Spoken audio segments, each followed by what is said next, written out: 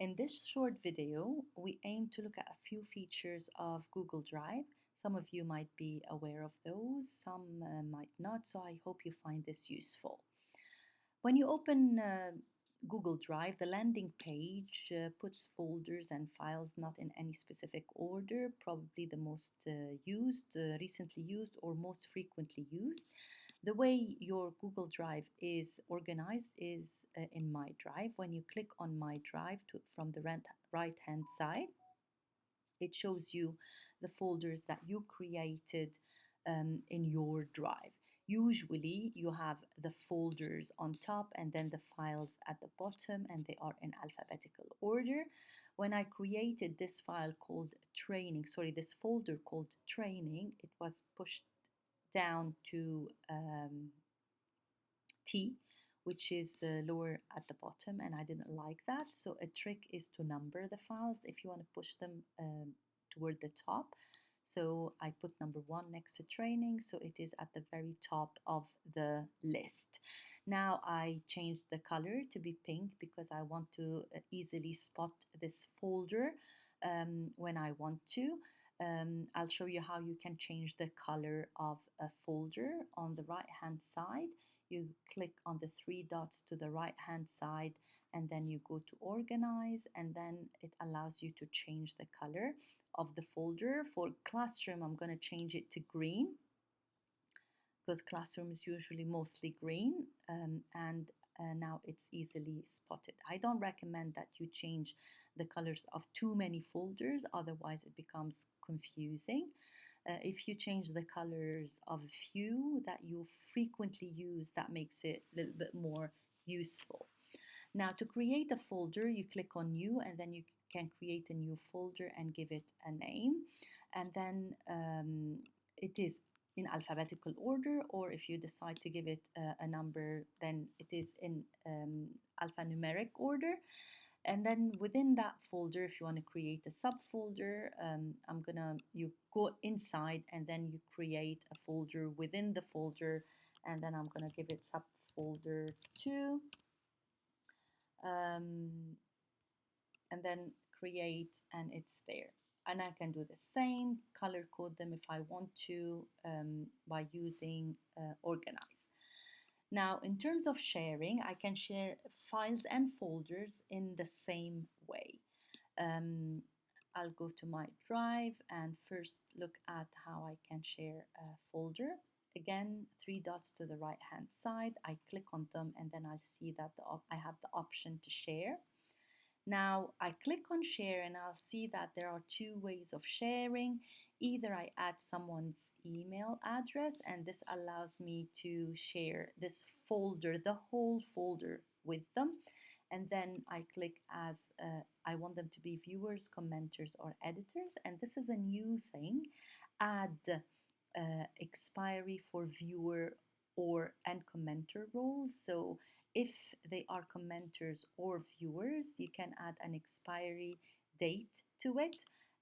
Let's say until the 10th, for example, which means that you can also select the time, which means that they can comment up till December 10th. When is that useful? If I want people's feedback up till a certain date, and after that I want to publish, I don't want anybody to be able to comment or do anything to the file, I can add an expiry date. So this is one way of sharing. If I click on notify people, it means that they get an email saying that you shared the file with them. You can type a message, please review by, and then you put the date. And then you can send. When you send, they get the message as well as an email. Another way of sharing is via link. If you decide to share via link, like for example, if you want to put this link inside a letter or inside an email, you can copy the link. However, if you do that, you need to make sure that this general access is changed from restricted. Then you change it either within ISG or anyone with the link and view. So if you want parents to be able to see this file, then you need to change it to anyone with the link can view. Also, in here, you can decide whether you want them to be viewers, commenters, or editors. So if you're, for example, collaborating on a file, you might want everybody to be an editor, or if you just want their feedback, then you might want them to just comment on the file. So, or the folder in here, remember we're doing it for a whole folder, so it applies to this folder and anything inside the folder. So you need to be very careful whether you want to share a full folder or you want to share just um, some files inside the folder. I'm not sure if I accidentally shared it with Novi. Maybe not. So this is regarding sharing and sharing rights. So whenever you're sharing, if we scroll down to a file, you'll see that it has the exact same options. You click on the three dots, and then when you click on share, you can share it in the same way. One more thing that is important when you're sharing files is to look at the settings in here. If you click at the settings, you see that there are two options. Editors can change permissions and share, and viewers and commenters can see the option to download, print, and copy. So if you untick those, if you untick this one, it means that if someone opens this file, they cannot download it, print it, or make a copy of it.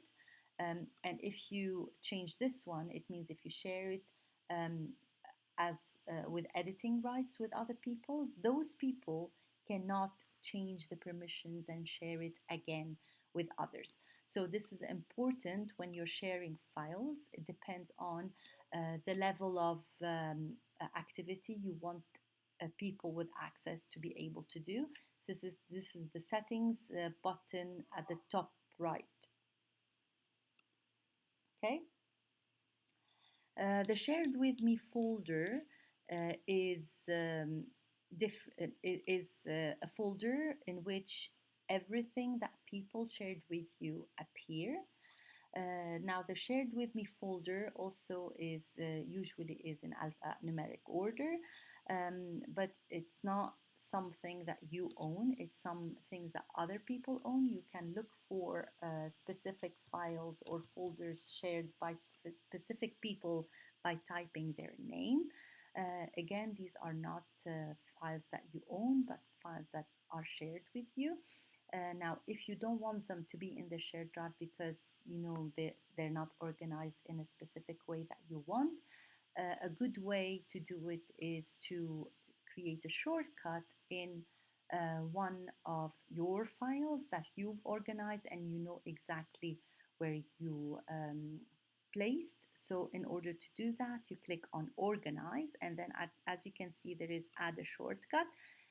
For example, I want to add a shortcut to this folder in my admin files in 20 in my admin. I'm going to click on admin and I'm going to create a shortcut in 2425. I'll add the shortcut there. It means now if I go to my admin file and I go to 2425, I can easily access this file. So it is usually used for files that you don't own. And then you can see that I created the same shortcut twice, but you want to be able to find them easily. Okay, so this is how you create a shortcut. You go to a file and then you click on organize, and then you create a shortcut wherever you want. Again, creating a shortcut, it's not making a copy of the file, it's just allowing you to access this file from a different place. So if the file is edited in its original place, it gets edited as well at your end. Now this is the shared with me folder. It's usually good to look for any specific file that interests you and create a shortcut for it in your drive. Now, the shared drive is different than shared with me drive. So, the shared with me drive is still owned by other people. It belongs to their drive. It is hosted in someone's drive. The shared drives, on the other hand, are hosted by ISG. They're not owned by specific people, but they're owned by the organization, the whole organization. And then people are added to those shared drive. When they're added, they have specific roles. For example, I can see that PSD Media has 3 people added to it. If I click on this BSD Media and I click on people, I can see that there are 3 people in here, and then some are managers, some are content manager. If I click on the arrow, I can see that the options are viewers, commenters, contributors, content manager, and manager, or remove access completely. A viewer can only view the files, cannot change anything, add or remove anything in that shared drive. A commenter can comment on files in the shared drive. A contributor can add files to that shared drive, and can edit files. A content manager can add, edit, move, or delete and share content within a shared drive.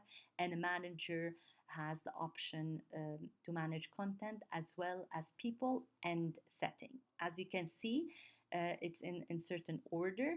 So depending on how the shared drive sets the permissions, you'll have access to that shared drive. So if you are a viewer, if you're a viewer in that shared drive, it means you can only view, only the managers or content managers can change the access. So the shared drive, they're not owned by any specific person. However, people who are managers, they have the option to change access and sharing options within that shared drive. This is briefly what I wanted to share with you in relation to Drive. I hope you find it useful. If you have any specific questions related to Drive, please don't hesitate to ask.